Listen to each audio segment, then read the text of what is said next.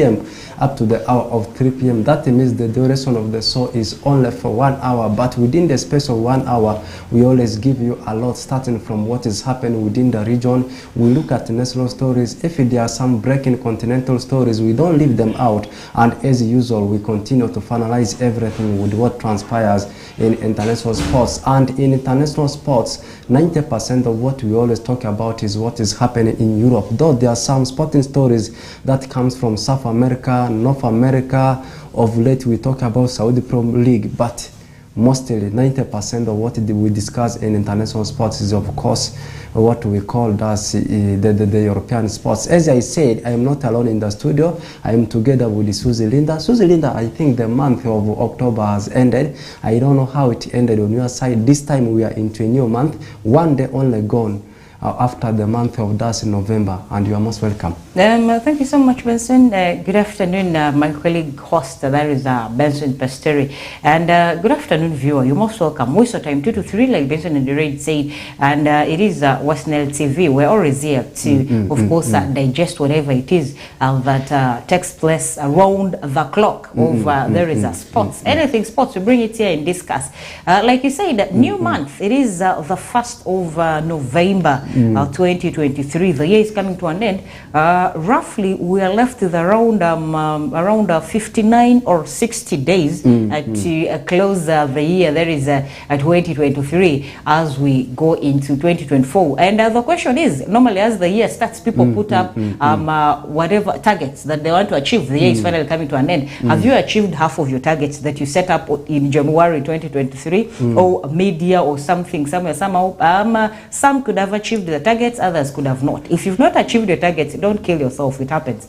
Another year is upcoming. A lot of stories to discuss, starting with local scenes, and then we cross over to national scenes, and then international stories. Nationally, Crested Cranes played yesterday. There is a Cameroon in the return leg. Remember, the first fixture took place at Jeru, where our girls went 2-0. But then yesterday, a lot happened. I don't know if it was a bad omen. The return leg was in Stade de la Feste in that is Cameroon, where our girls were beaten 3-0 in an unfortunate incident where the goalkeeper was, of course, injured terribly down there. And then locally, Arua Hill and KCCA will also discuss that they share spoils. Each one won the league for the first time ever in March day 6. And then also each one got their first points. And then locally, regional league, there is it Arua West Nile? Okay, because it crosses up to Pakwach. A regional league kickstarts. There is on 3rd November. Officially, the fixtures are out. We will discuss the fixtures tomorrow, Thursday, because the games start on a Friday. And I will be looking into, of course, how the other teams have prepared to venture into the regional league. And then tomorrow, Young Elephant gets at Green Light Ababet Stadium to take on Undu Paraka match day 6 in there is the Bet Power Big League. Yeah, Susie, you have already given to the viewers what we are going to discuss within the country of Uganda, and at the same time regional here. And in international sports, we only something like 3 days away for the biggest of it in South America. I am actually talking about the final of that's Copa America, rather Copa Libertadores, where you will see the team of Boca Juniors that comes from Argentina. They will be playing the finals with the team called Fluminense. And the long-awaited time has already come, and that is actually the Champions League in South America, which features so many teams, the most especially the champions, the runners are from Argentina Primera Division. You talk about teams that comes from Ecuador, Bolivia, so many, Colombia, so many, Brazil, so many of them. But it will be taking place on Saturday. We'll do discussion about that one. And also in international sports, remember, this is the wicked day for Carabao Cup. It started yesterday. The likes of Middlesbrough, Mansfield, you talk about Exeter City, they were all in action. But most of the big dogs, the big teams we have in English football, the likes of Manchester United, Chelsea, you talk about Manchester City is already out of the competition. They were eliminated by a certain Newcastle. But without taking long, let's kickstart our discussion with what is happening within the region. And we're actually looking at the biggest story coming from the region of West Nile, and it's all about a football story, and the story is the return of West Nile Regional League, which is kickstarting a day after tomorrow. That means on Friday, which happens to be the 4th. The third rather is when the West Nile Regional League will officially kickstart, both Nyagaki Zone and Nile Zone, and we'll be looking at some of the teams that have been preparing highly. We'll look at both Nile Zone and the Nyagaki Zone. So I want us to start with the Nyagaki Zone, and if you talk about teams that are going to represent the region in the Regional League in Nyagaki Zone, you may mention teams like Pakwat Youngsters, Pakwat Super Eagles, Nebi Central, Paida United, Paida Black Angels, Arue City. You talk about teams like Pajobe, Kuruva Rainbow. You may not fail to talk about teams like Alpha Rising Stars. I don't know, out of these teams I've just mentioned, which one you think will be a headache to the rest? I think looking at all these teams, we have, of course, we have time and again discussed this in the take that Nile Zone is the other side, and it comprises of the likes of most of the teams come from Yumbe, by the way. The teams in Nile Zone, most of them come from Yumbe. And these teams are from Yumbe. Trust me, it's going to be a dangerous clash because they of course, they're all prepared and they have been working hard towards the beginning of this very season over there is the regional league. So to me, it seems to them that they have been over prepared in that the dates for the fixtures or the date for opening of the fixture has failed to arrive. That is according to me, to the teams the other side. And then whereas in Nyagaki Zone, we have most of the teams that come from the Aluru, greater Aluru region. In Arua City, I think it's only Alpha Rising Stars that is representing Arua City. Apart from that, in of course, in the Nyagaki Zone, most of the teams come from the other side. And these teams have also been preparing. That is very evident in the sense that where the transfer windows were open, you literally saw that these teams actually went into grassroots to handpick good players, best players that can come around and of course turn their full squad. And they have been, by the way, playing a lot of rapid competitive games amidst themselves, games that I would term as build-up games amongst themselves. A case in point I want to look at, there is by the Black Angels. They did a lot of signings. By the Black Angels did a lot of signings, and they crossed up to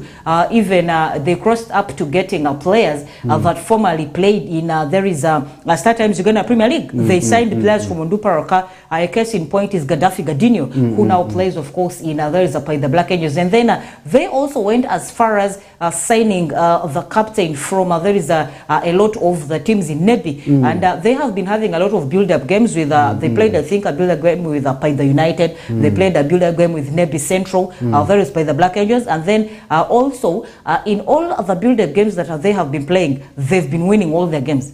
I think it's only this other side where they didn't cross to Arua City to actually take part in any build-up game that actually they had. But they also crossed, by the way, borders. There was one team that by the Black Angels played, a team that comes from Congo, Magi. They also played a build-up game there. So trust me, these two sides, this time around regional league is going to be very interesting because every other team has come up fully prepared to, of course, push through to the next style of football. Susie, you have talked lengthy about teams that are coming from Nyagaki Zone. This time shifting our attention to what may transpire, what is going to transpire in the Nile Zone. Teams in the last two seasons that, of course, have been making the headlines. You talk about Odamachako Central. Of late, they are quiet. There is no hype vibe about them. Juman Town Council Football Club, a very big team that comes from Greater Madi region, more especially in the Juman district, newly relegated from FUFA Big League. They have been so quiet. Like you have said, I want to go back. Teams that are coming from Yumbe, it seems they will be the one creating that hype, creating that vibe in Nile Zone. And every team seems to be prepared in terms of the physical part of it and at the same time financial bit of it. You talk about Total, the money is there, the players are there. Coach Urban, I know if you talk about teams that comes from Uyumbe district, I know most of the people's mind will start to think about Coach Urban. But mind you, there is a team called Total FC and the Uyumbe Hospital. Financially, these two teams, they are rich. And people have forgotten about teams like BK City, or as you can call them, Barakala City. They have also forgotten about teams like Araka, as I said. Just because Coach Urban, their focus right now is on Coach Urban, because this is a team that gave a lot of headache to so many teams that we are playing in Arizona, and at the same time when it reached to the playoffs, we saw how they played the game against Nebi Central. That's why of late there seems to be the biggest coming from that side of Uyumbe district, that's Coach Urban. But we want to tell you, it's kick-starting on Friday. That's when we will be seeing the fate of these teams, whether this time it will be Barakala City, BK City, Coach Urban. You talk about teams like Total, Adjuman Town Council, they are quiet. We don't know how they are prepared. Odamatako Central, they are also coming. But we are watching the space. In summary, what do you think about Nile Zone? Nile Zone is going to be very competitive, by the way. Actually, Benson, both these zones are going to have competitive football, by the way. They have both been preparing ahead of this. And before I actually give a complete conclusion onto this, I want us to look at some of the fixtures within match day one. Match day one, that of course is going to be 3rd November 2023. This of course is going to be on Friday, just after tomorrow. We will have a Nebi Central play Nyahama, and then Pakwachii Young Stars will play Zeu Central, and then Paida United is playing against our own Arua City side. There is Alpha Rising Stars. There is match day one in their first game, and then Kochi Urban will play Jumbe Heroes, and then Koboko Rising Stars will take it on Adjumani Town Council, that you said people almost have seem to have forgotten about them. They are silent. We don't know how they are preparing. And then Odramchako Central will take it up against Total. And then on 4th, there is Saturday. It will still be match day one for there is a certain teams. Arua City will play Padea Rising Stars. And then Pakwachii Super Eagles will play Kuluva Rainbow. By the way, Kuluva Rainbow has been so silent also. It's true. And then Paida Black Angels will take it up on Pajobi United, and then Jumbe Hospital, the team you talked about, will have a date with there is a Raka, and then Barakala City, aka BK City, will tussle it out with Nyaya Young Stars, and then Moyo Town Council will face a Tipsha. Very tough fixtures. Fixtures you have just given, I know the pressure is going to be very high in all the teams. If I may talk still about teams that are going to play in Nyagaki Zone, teams like Alpha Rising Stars, Paida Black Angels, these are teams that have been preparing massively. The pressure will be on them coming from the fans, because fans will be expecting a lot from them, more especially crossing the bridge to the other side of the world. Meanwhile, teams that have newly been promoted, Zeu Central, you have just mentioned, teams like Nyahama, the pressure is also going to be very tense on them, because they have already known, they have seen how the other teams are preparing. The pressure on them will be on how they can be able to avoid the relegation, at least they finish in a better position. Meanwhile, the other teams have just mentioned, Alpha, you talk about Paida Black Angels, Nebi Central, Paida United, even Arua City themselves, they are I should say, they are the pioneers of West Nile Regional League, because of the status they have of being within the city of Arua. So the pressure is going to be very high on them. So Susie will leave the West Nile Regional League tomorrow. We'll still talk about it on Friday till on Saturday. Before we talk about FUFA Big League, I want us to talk about one thing, highlights of what is currently happening in University League, Pepsi University League. One university currently, as we speak right now, has already been demoted, or has nullified from the competition. It's Tiambogo University. Actually, they have been in the same group with the Muni University, Ndeje University, and the lastly Makere University.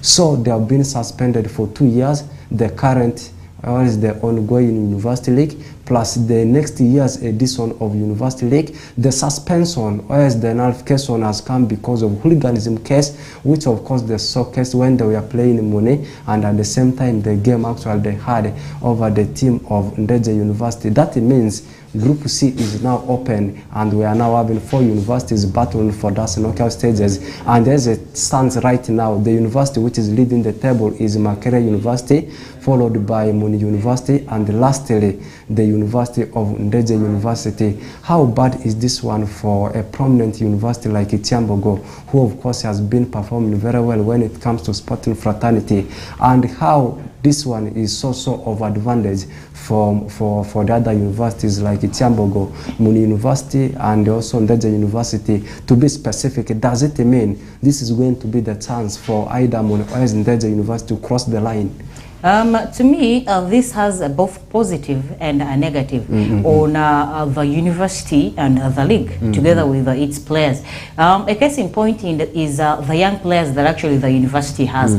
They're greatly going to be affected because some people, by the way, start their careers from these university leagues. And from these university leagues, there are a lot of sports stakeholders that actually come down and watch these games.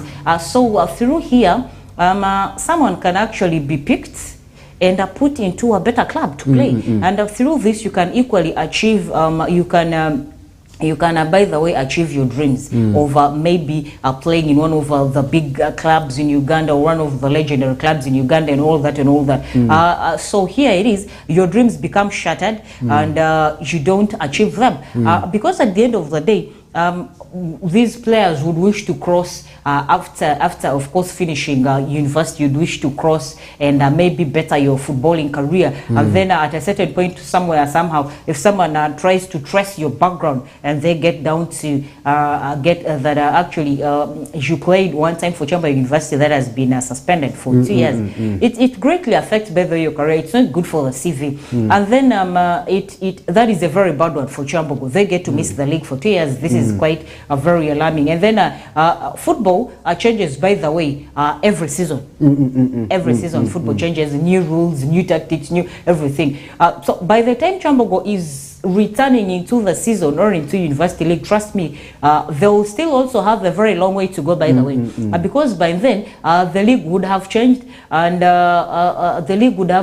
then maybe certain players would have been better than other players of Kyambogo University, and then they will equally also need time to catch up with the rest of the universities in the season that they will join in, and then I would say, I don't know if this is going to be very ironical, because the failure of one university is of an added advantage to the other university.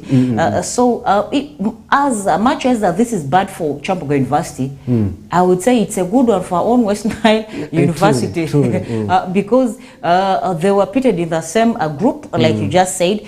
Since Kyambogo has been moved, Kyambogo was actually the biggest threat to there is Muni University, and now that Kyambogo University is normal, it has given an upper hand for there is Muni University. All they need to do is work a little harder.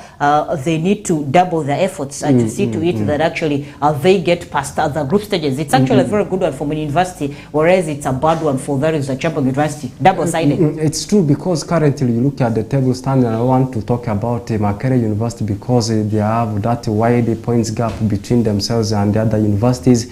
Muni University, the university that's based in West Nile, that's why we are terminated our own university. They have 4 points.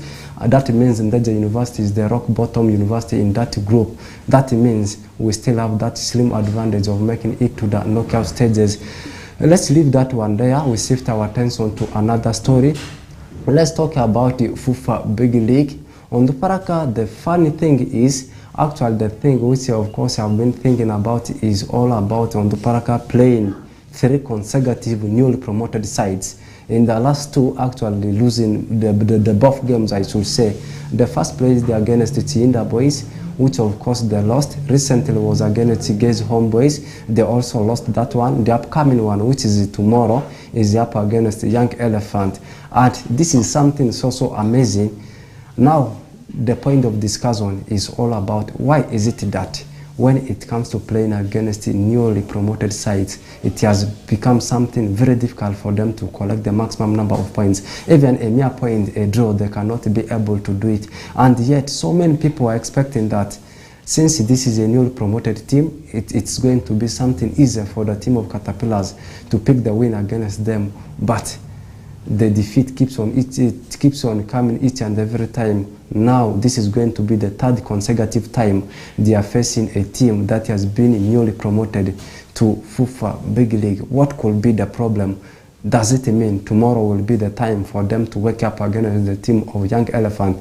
This is a team right now that's sitting in the relegation zone alongside the host team Onduparaka Football Club. But Onduparaka Football Club, they have won games, but Young Elephant, the best they have done so far is playing a draw. Will it be the time for Young Elephant, like what the other newly promoted sides have showcased against the Caterpillars, to pick their first win of the season? Or else it's going to be the first time Onduparaka is registering a win against a newly promoted side? I think this time around it's going to be a very tough fixture because Onduparaka has lost twice in a row consecutively. The last two games that Onduparaka has been playing, they've not been able to pick any win in any of these games. So this time around, I think Onduparaka will be looking at, of course, they will be looking at waking up from their record of losing twice in a row consecutively. The two away games that they were not able to pick not even 1 point. So they lost all the 3 points to the teams that actually they visited. So this time around, the boys arrived already from from Kabale last weekend. They arrived, and they arrived safely. They've been in camp. They've been doing trainings. They've been doing a lot of preparations ahead of tomorrow's games as they get to host the Young Elephants. Young Elephants, this is a side that beat Kochi Urban to actually cross over from the regional leagues to there is Bet Power Big League, the second biggest style of football we have in the country. Young Elephants, I don't see Young Elephants actually winning a game at there is a green light because one, they're just a newly promoted side, but we'll also not rule them out. We've seen newly promoted sides beating Onduparaka. The last two people they played were newly promoted sides into there is the big league, and they were not even able to pick one maximum point against these newly promoted sides that have just crossed into there is a big league. And we actually said the problem was because there is no history to follow. You cannot say maybe we've met with so and so these times, and the other time we met, maybe they beat us because of this. Our mistake was this and that. Maybe we have to iron a few things here and there and all that, so that maybe we get to beat them. No history of clashes, no meetups, no nothing. It's the very first time tomorrow that Onduparaka gets to play Young Elephants. Young Elephants, their coach is one former player of Onduparaka. That's why I said we're also not ruling them out. Okot Ola. Okot Ola has played for Onduparaka, and he basically understands all the corners of Onduparaka, and here he will come back to Onduparaka, not this time as a player, but as a coach of an opponent team that Onduparaka comes to play. And then the same Okot Ola also one time captained there is the great Acholi province, by the way. He captained them, and also has been a great player for there is a great player and a great asset for there is a Acholi sub-region, Acholi province, even when they won their cup. So they've been new in the league, and like you said, the league has not started on a good notice for them. The league seems quite a little bit hard for them. It seems that they've not understood fully the basics of there is a big league, so it's quite yet a little hard. They've not fully picked. They've not fully picked points in a smooth way. So it has basically been a very hard one for there is a Young Elephant. So I don't know if tomorrow they'll also be looking at getting a point at green light, whereas I don't see the players of Onduparaka Football Club allowing the 3 points slip out of their hands. One, home, secondly in front of their fans, then also number 3 point could be that they lost twice, meaning the players would want to gain back the trust and the love from the fans. So it's going to be a little tough for there is the Young Elephants. Susie, before we turn our focus away from that discussion, one key thing I want us to talk about is the influence of Okot. as being the head coach of the team Young Elephant, and at the same time you have just been given the statistics in terms of the history where he played. This player, just in simple terms, he has been a former player for the team of Onduparaka. Does it mean in the game coming tomorrow he will be a significant figure for the team of Young Elephant in terms of picking something for the club? Exactly. Very, very significant. And basically, trust me, Young Elephants is wholesomely going to depend on Okot Ola. Because this is like sitting in a car and all your lives depend on the driver. So Okot actually is the driver for Young Elephants tomorrow, because the whole team relies on him. And basing on a history, like I said, they've also never met.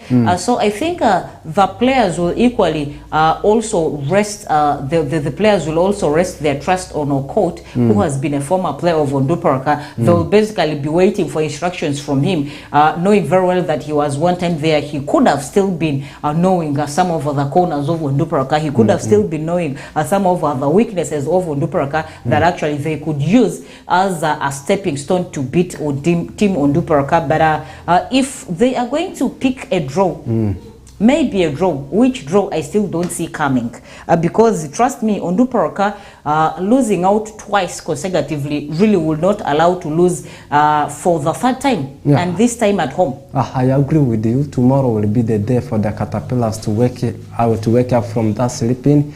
Let's leave that one. We are still within the country. We are touched with what is happening at the continental level, and at the same time it's of course international story, because the Olympic qualifiers is all about what will be taking place in Paris come next year in 2024. And we are not discussing the Uganda Cranes team, we are discussing about the Crested Cranes, that is the senior ladies team of Uganda. And in layman's language, people always say pot will always break at the door, and it has been breaking, it has always been happening, and it continues to happen. I thought it was going to be something easier for Crested Cranes to surpass to that France. That means the ladies right now, they have missed the ticket to go to that France after slipping into the hands of Cameroon ladies as they were beaten by 3-0.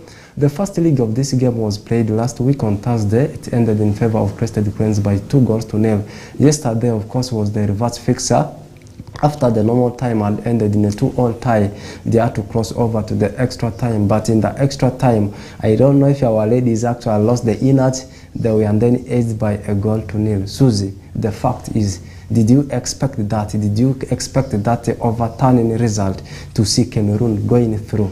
The ladies played very well, by the way. They played out of their heart.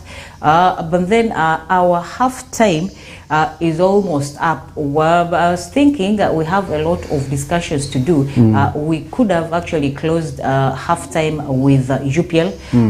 We had games yesterday. We'll equally have games today as we return for second half of the show. That is when we can actually kickstart with discussing the